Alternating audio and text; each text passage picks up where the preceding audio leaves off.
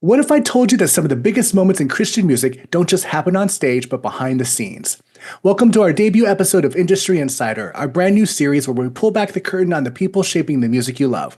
And who better to kick things off than Rusty Harmon of Vere Music, a music industry veteran who's worked with some of the biggest names in the genre. From discovering talent to navigating the business side of ministry, Rusty's got stories you won't want to miss. Stick around, Kingdom Builder TV starts right now.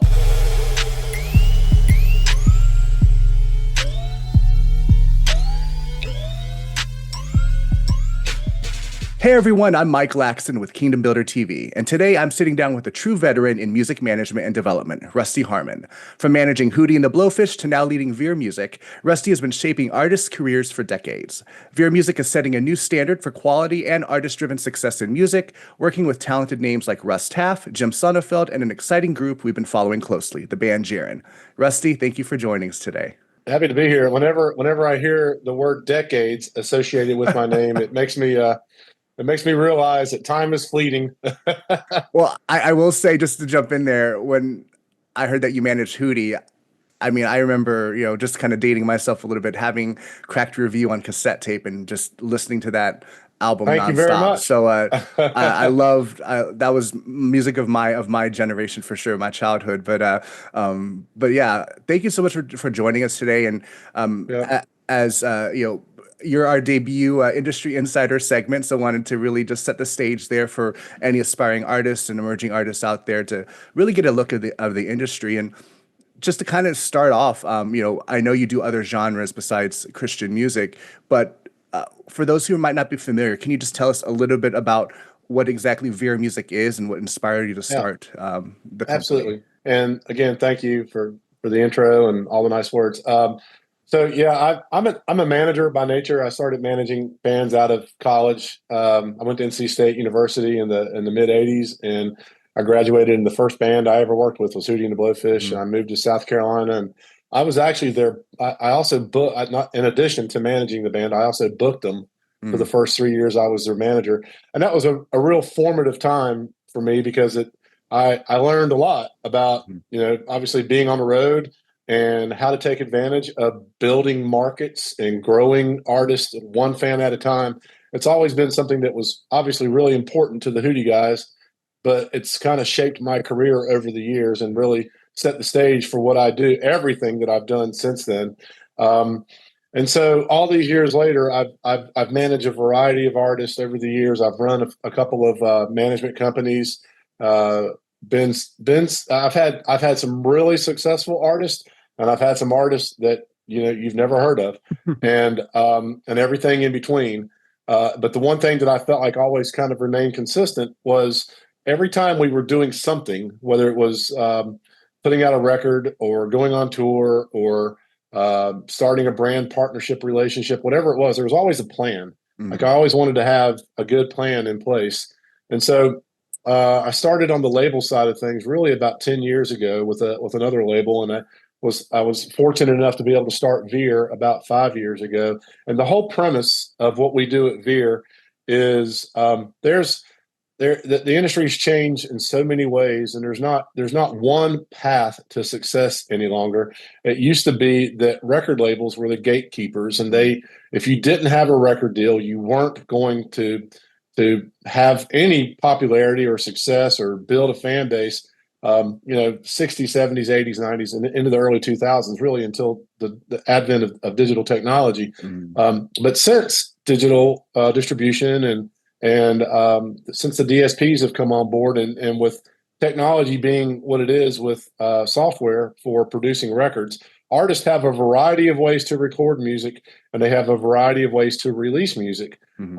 So just because an artist can produce a track on their own, that doesn't mean it's a great track. It means that you have the ability to do it, right? Like you can go make a song and record it, and just because you have the ability to upload your music to the DSPs, that doesn't mean that anybody's going to hear it. So with this advent of new technology, there still needs to be a consistent plan, and you need to be able to utilize best practices. You need to do what the DSPs are looking for. What does Spotify want to see when you're releasing music week after week or month after month?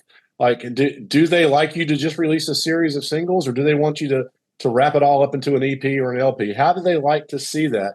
What do they think about their Canvas motion, Apple Motion? Like, how do they feel about? What does Spotify really think about waterfalling their records? Like, if a lot of artists don't know what these things are, and how to best implement a lot of these best practices that the DSPs have. And that's really where Vere comes in. We are a sub-label under ADA. ADA is the independent distribution arm of Warner Music. So from the Hootie days, all those relationships that I had with Atlantic Records over the years, I've really maintained those relationships. I've stayed good friends with a lot of the people that are still at Atlantic these days. And Warner Music owns Atlantic Records. Warner Music owns ADA. We did our deal with Atlantic through the Atlantic Records office in New York with ADA, and the whole idea was, look, if people are going to put out records and they aren't, two things. Number one, if it's an independent new artist or a developmental artist that wants to maintain ownership of their masters, but put out records the right way, build out a marketing campaign, execute that campaign, stick to a timeline, follow the best practices, advertise when proper, when necessary, when it's necessary, and when do you go to radio, if ever, and how do you take advantage of a viral moment? Like those are all things that Vere creates. So that's one artist, that sort of artist that's really a good fit for Vere. The other is established artists that may be coming out of a record deal and they don't necessarily want to play the major label game anymore. They're really just looking to continue to feed the machine. They want to put out records. They want to tour behind new music, but they're not looking to run a single up the charts anymore. And they also want to maintain ownership of their masters. So the key thing is that artists get to maintain ownership of masters, but they have a team of people that release the music through the DSPs the right way. We do editorial playlist pitching through our label rep at ADA. We update marketing drivers on a weekly basis. So anything exciting happening in your career, whether it's a TikTok going viral or an Instagram reel taking off, or maybe you've added some significant tour dates, or maybe you got a podcast on Kingdom Builder TV, and you want to share that with your fan base. We not only help you do that with your fan base, but we also let the DSPs know about that. So that now, if maybe you haven't been picked up by a major editorial playlist, once they continue to find out more information about you and your project and your release cycle, maybe they're more likely to add it down the road. If you're on DistroKid or TuneCore, there's nothing wrong with those services, but there's just no way to update these marketing drivers. Like once the song's out, it's out. And once you've done your artist pitch for the DSPs, there's no way to go back and amend it or update it. We're updating all of this activity around your career week after week after week, and with every pitch that we do. So it's been 5 years now. Gosh, it's hard to believe we've signed about 70 or so artists in that time period. We've put out about 600 singles, and we've had we've released records that have gotten 5,000 streams, and we've released records that have gotten 5 million streams, and everything in between, and a little bit beyond that. So it's a fun business. I love working with the Warner Music team. I love the ADA team. That one of the most important aspects at this point in an artist's career is when they're doing distribution is on their own. If an artist is doing distribution on their own, one of the most important aspects that an artist can have is the relationship that they have with their distributor. A lot of those distributors, they give a meeting one time and then you never hear from them again. We have a standing weekly call with each of our artists, so we're always available. We welcome phone calls anytime other than those standing weekly calls. But the artists realize that once a week we're going to have an agenda.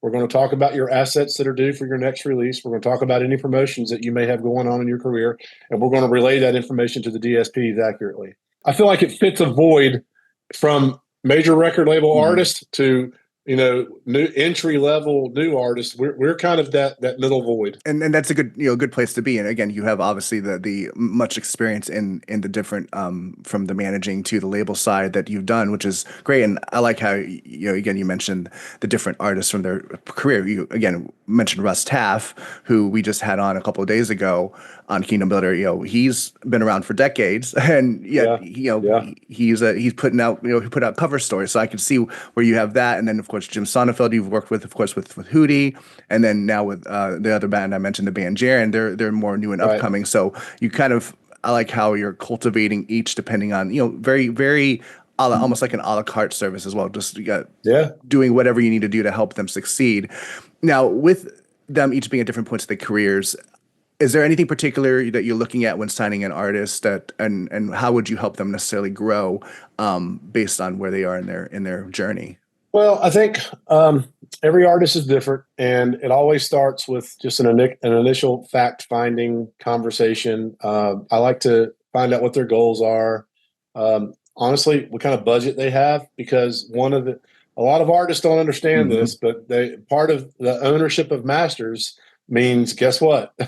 Yep. You pay for everything because you own the masters. Hmm. That's why I also teach at Lipscomb University, and Hmm. I teach music marketing and record label operations and a variety of music industry classes. And I feel like a lot of 18, 19, 20-year-old students don't realize that, like, when I talk about distribution and I say, well, if you're putting the record out yourself, that means you have to pay for everything yourself. Hmm. And they're like, oh, but that's always been done by the record label. And I'm like, yeah, well, that's when a record label offers you a deal Hmm. and they own the masters.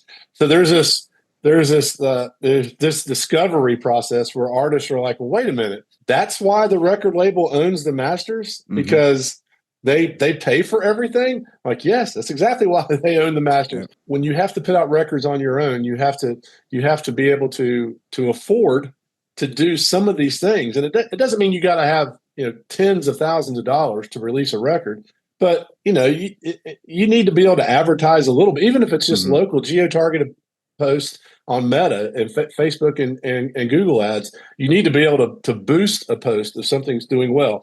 $25, $50. You need to be able to create some artwork. If you're not doing it yourself, Hmm. you got to pay somebody to do that. If you don't have a logo, we need to get you a logo so that we can make sure that you're consistent with your branding. These are all things that we talk about. So when I first meet an artist, if they are super developmental, like really early on, just starting to release music for the first time, I will start to ask a variety of questions, like, what are your goals? What are your expectations? What's your history with distribution? Have you ever released music on your own? And I do like working with artists that have at least put some music out on their Hmm. own, because they at least they've got a basic understanding of what needs to be done. And also, not only do they have an understanding of what needs to be done, but they can recognize success when they see it. Like, success doesn't have to equal Olivia Rodrigo. Like, it Hmm. doesn't have to be 100 million streams of one song. You can take a song from less than 5,000 streams to 500,000 streams, and that's a major Hmm. step in the right direction. That's significant improvement from where you were. But if I'm meeting with an artist and I ask them, hey, what are your goals? And they say, yeah, I want to go, like, I lead worship at my church Hmm. one day a month, and my goal is I want to go open for We the Kingdom next month. Hmm. I'm like, yeah, that's probably not going to happen unless you know Scott and Ed Cash. Like, that's probably not a good place. That's not what your expectations need to be. Hmm. We need to be more realistic about how quickly we're going to help you achieve some sort of um, streaming success and some sort of touring success. So you asked, the original question was, how do I, what am I looking for in an artist? I like to see that they've got somewhat, a sensible logic behind their expectations, and that they make sense. And but then also, I've got to, I got to love them. I like to love the music. I don't Hmm. always have to love the music. I obviously my taste don't account for every kind of music out there, and Hmm. I recognize that. The head of my A&R department is my 11-year-old daughter. Mm. And if I play something for her and she likes it, I'll probably sign it. Well, you kind of mentioned that, and it brings me to the next question because one of the things that stood out with one of the bands that you work with, again, the band JAREN particularly, an emerging name that I heard their music and I'm like, wait a minute, this is something new. I have a 12-year-old daughter, so Yeah. they have a very particular story which is very caters to that demographic. Yeah. I mean, maybe your daughter had something to do with it. Just out of curiosity, what was it about that particular, the Uh, Lagorce, the well, sisters that kind of stood out this to you? this is a funny story. I like to give Jaren a hard time about this from time to time, but I book a Christian writers round at my church Mm, called the 40/40. mm-hmm, It's once a month, and we have four songwriters play the event. There's usually a hit songwriter in there somewhere. We've been doing that about almost 4 years now, and Jaren was one of the artists that played at my writers round about mm, 2 years ago, mm-hmm, and mm, and I, you know, she sent a submission in to us, and I liked it, and so we booked her, and I'm the host of the event too, so I'll go out and I try to get there a little early and talk to each of the artists, get to know them a little bit, so that when I'm introducing them, I can say something other than what's in their bio. I like to ask them what they're working on, or what do you have new music coming out, or whatever, and I was talking to Jaren, and I said, "Oh, so she was 18 at the time." And mm-hmm, I said, "Oh, so you're 18?" I was like, How are you putting out music?" And she's like, "Oh, well, I just signed a record deal." And I said, "Oh, okay. So you've got a manager?" And "Oh yeah, I've got a manager. Look, I got a manager and I got a record deal. I'm good. I'm fine. I don't need anything." And I said, "Okay, that's cool. I'm not trying to force anything on you. I just wanted to ask what you how, like, what's going on in your career, so I can get this information, so mm-hmm, I can introduce you properly." And then I could tell she was kind of having a moment that night, and I found out later it was funny but not funny. She said that was one ended up being one of the worst days of her life. mm, Something had happened in her personal life right before that. I did not know until 2 years later. mm-hmm, But anyway, a year and a half or so later, her manager came to mm, me and said, "Hey, I've got this band. I'd love to talk to you about distribution." And I said, "Oh, who is it?" She said, "Oh, it's the band JAREN." And I said, "Oh, I know JAREN well, and I've seen them perform, and I love them, and I would be very interested in releasing their music." And so I met with the manager a few times before I ever actually met with the band again. And then when I saw JAREN, she actually worked at a donut shop mm. here in Franklin, Tennessee. And my 11-year-old daughter, one of her favorite places, and we would go there. And I saw Jaren working there one day, and I was like, "Hey, I just talked to your manager," and she said, "I know you did. Here's a free donut." uh, so we ended up reconciling, and there was never an issue at all. She just Mm-hmm. had a bad day.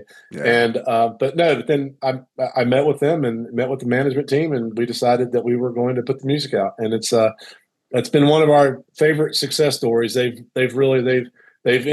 done all the right things. They're Mm-hmm. very coachable.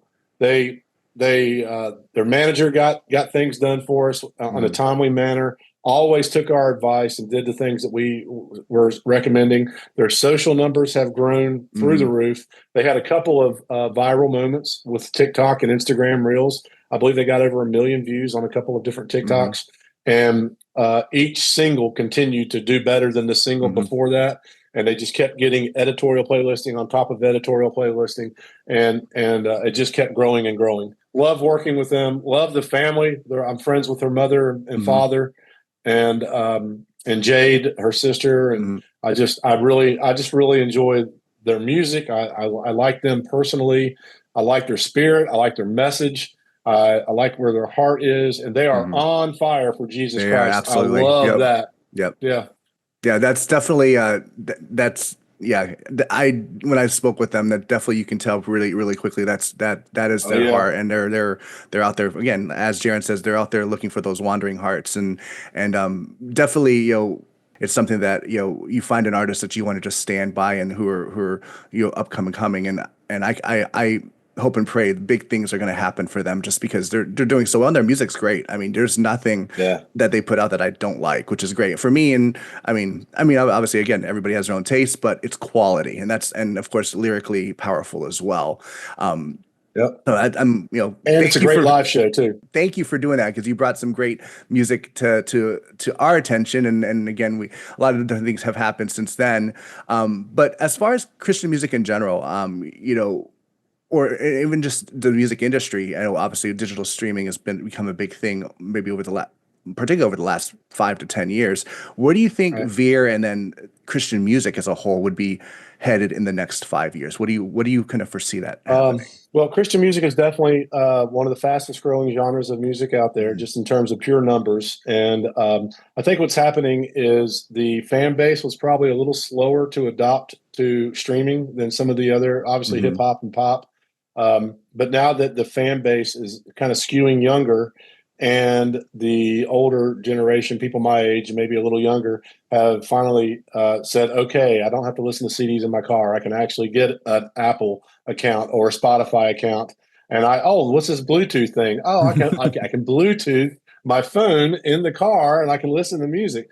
So once a lot of other people kind of started figuring out how accessible that streaming was, I think the Christian music fan base has really started to grow, and it is like the numbers support it. That it is one of the fastest growing genres in the music industry. But beyond that, like that's just the business side of it. I think honestly, I from my personal experience and the people that I associate with and am with on a daily basis, and certainly my church friends and but even the people in the industry that I hang out with, and my daughter rides horses, and so we spend a lot of time at our barn, and our barn family.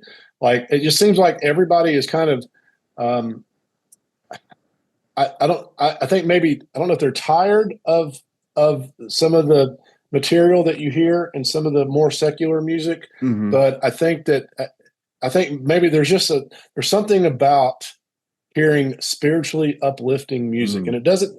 I don't mean there's got to be 25 Jesuses per minute in a song. Right. I don't mean music like that. Just any subject matter that is about feeling good and the truth and being a wholesome, clean, good person and taking care of others and loving others and loving Jesus and loving God. And I think that message is starting to resonate more and more with other people, even fans of hardcore rap. Like I think there's just people that want to hear that spiritual message more than they want to hear something about getting drunk and passing out at a bar and wondering where you are when you wake up the next morning.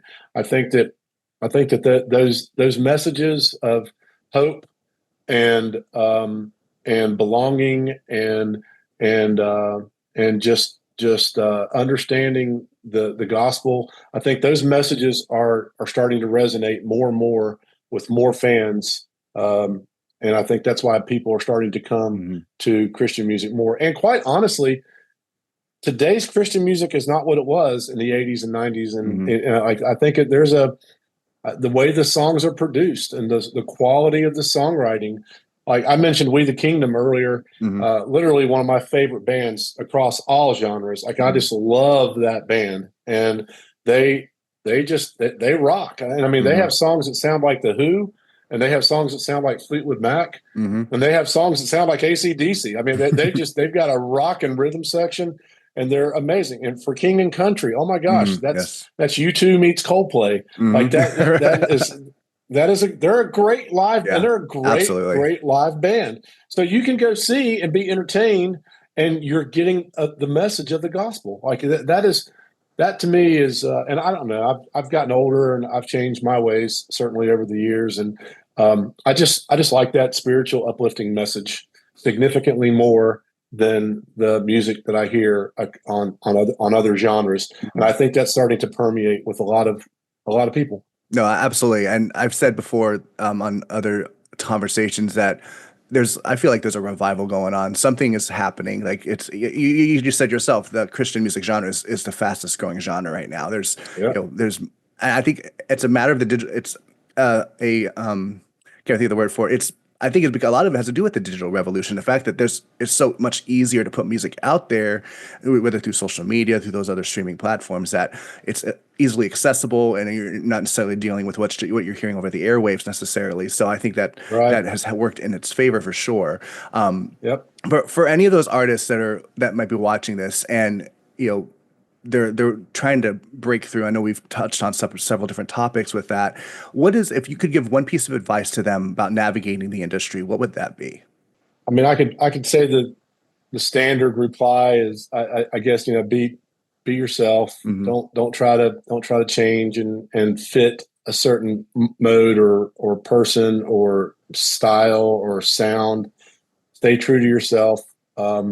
Doesn't mean you can't have influences from Hmm. others. And when you hear a good song idea, and if you're a songwriter, if you hear a good song idea, don't be afraid to jot it down and try to make it better Hmm. or deviate from it a little bit. So there's all of those standard things, but I've had a couple of things that I've always kind of lived by in the music industry, and there's I guess there's two things that I love, and I try to do it with everything. Number one, I've got it right here. I've got a thing on my desk that says, if you can read this, I don't know if you can read it or not. Probably not. A little bit. There we go. Says kill them with kindness. Yep. Oh yeah. Um, Good phrase. so like I love the whole idea of killing them with kindness. Hmm. I think that just being nice to people, no matter what happens. I mean, it's the way Jesus wants us to live first Hmm. and foremost. But from a business perspective, there's a lot of people that are going to tell you no, Hmm. and they're going to say that you're not good enough, or that you're not the right artist for this, or that your music isn't good enough, or whatever.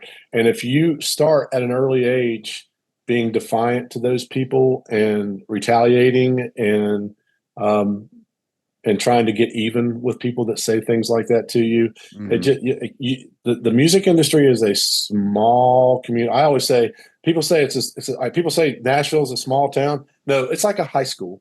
It Hmm. like you see the same people every day. Hmm. Like if you go to shows or whatever, you're going to run and the Christian community, the Christian music community in Franklin is even smaller than the Nashville community.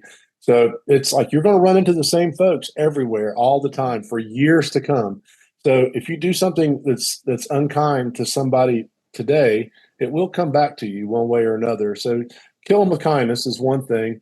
The second thing is as basic as it sounds. I used to say return every phone call. People Hmm. don't call people as much as they used to, but man, reply to every email, reply to every Instagram post as long as you can until somebody else is doing it for you. Like just be responsive, be present, like talk to your fan base. Um, and take the time to speak to the fans after a show, especially Christian shows, because Hmm. something that you sang about or talked about could have moved somebody to want to accept the Lord. So like if you're busy, or if you've had a bad day, or if you're tired and you just want to get off the stage and go back to your hotel, or go back home and load up your equipment and get out of there, that's just, man, you've got to take the time. Like, this is your job. You've got to that's part of the job. After Hmm. you get through playing guitar and set it down and walk off the stage, your job isn't finished. Like, you got to keep going until every last fan is left. So that's kind of a management mentality. It's something that I've instilled into the artists that I've worked with in the past. But just if you're trying to grow your brand, if you're trying to grow who you are as an artist, what better way than for somebody to say, "Man, I met that artist last week and they were awesome. They stayed and talked to me for 20 minutes about something and then they're going to tell a friend, who's going to tell a friend, who's going to tell a Yep. friend, and then they're going to start listening to your music and save your pre-saves and follow you and all the things." So kill them with kindness and return every phone call. I was gonna say word of mouth marketing is still a powerful tool for sure. Yeah. So Network. what's next for Vere Music? Anything exciting we can be looking forward to? Any new signings we should keep an eye on? Yeah. No, absolutely. One of the things that we've done, and I'm very happy about it, is we've kind of grown our model and expanded it a little bit to where the Russ Taff situation, for example, Hmm. we're building out record labels. Mm. So if managers or publishers or even booking agents, anybody that has representation of artists that own masters, anybody that's looking to put out music the right way, we can build out a record label for that company. So say it is a management company that manages 5 different artists, and two of them have record deals, but 3 of them don't. And they're looking for a way to put those 3 artists out in a cohesive manner and kind of, maintain control of it, because either the management company or the artist own the masters. Well, Vere comes in, we provide the marketing, we provide the distribution, we can outsource the label services for you. We do everything that a record label will do for you, but you continue to own the masters. So where used to, if a management company or somebody wanted to start up a record label, the expense of starting up a record label could literally get into the hundreds of thousands of dollars. You pay a president, a product manager, a head of publicity, a head of social media or digital marketing. Like, even if you're paying somebody on the low end of those things, you're at about $200,000 or $300,000 a year with those salaries alone. If you're at the higher end, it could be upwards of $500,000. Vere can do all that for a fraction of the cost. In essence, I become your general manager. My product manager is your product manager, and we have distribution through Warner Music's ADA. So you get professional distribution, you have a marketing team, and you have the experience of people that know how to put out records and that have achieved success at the highest level. So that's something that Vere is doing right now that we're really excited about. And I think today we have maybe 5 labels that are under our umbrella. I'm actually working with Ted T. Ted is the Grammy Award-winning producer for King and Country, and he's done Mercy Me Records. And Ted and I have become really good friends over the last few years. And he has a label called Flow, and Vere is the kind of behind-the-scenes label for Flow. So yeah, I love doing that. It's I get to work with more artists, and yeah. So but we're still looking to sign acts whenever the right act comes our way, and I'm always up for a good challenge. I don't if there's a record label or a management company or a publisher that's looking to create a unique business opportunity, I'm pretty creative myself, and I can help build out those opportunities on your behalf. Well, Rusty, thank you so much for sharing your experience. I mean, just in general, like I'm glad that we're able to share that there's more than just seeking that big label deal, that there's other opportunities available for those independent artists. And again, all the tips you've shared are very very impactful, and I think that what you're doing is great, and I'm loving to see the growth, and definitely praying for the future for you guys and for what's going on, and would love to keep in contact with, of course, what you're doing as well. And if we come up to I'm in Tampa, we'll come up to Nashville sometime, hopefully in October. Maybe we'll have to stop by and say hi in person. But thank you so much for the incredible conversation, for sure. Awesome. Well, Mike, thank you for having me. I really appreciate the time, and thanks for making the time for me to be on the show. I really appreciate it. No, absolutely. Thank you so much, Rusty, and we hope you have a great rest of your day. And thank you so much for joining us on Kingdom Builder. Yeah, man. If you're watching and want to learn more about Vere Music or any of the artists we talked about today, check out the links in the description. And if you enjoyed the interview, don't forget to like, share, and drop a comment below and let us know about your biggest takeaway. And of course, subscribe to Kingdom Builder TV and ring that bell so you never miss out on any more exciting exclusive interviews, industry insights, and the best in Christian entertainment. Thanks for watching Kingdom Builder TV's Industry Insider, and remember to put Christ first in your lives and everything else will fall into place. Okay, one more time. 3, 2, 1. If you're watching and want to learn more about Vere Music or any of the artists we talked about today, check out the links in the description. And if you enjoyed the interview, don't forget to like, share, and drop us a comment below on your biggest takeaway. And of course, subscribe to Kingdom Builder TV and ring that bell so you never miss out on any exclusive interviews, industry insights, and the best in Christian entertainment. Thanks for watching Kingdom Builder TV's Industry Insider, and remember to put Christ first in your lives and everything else will fall into place.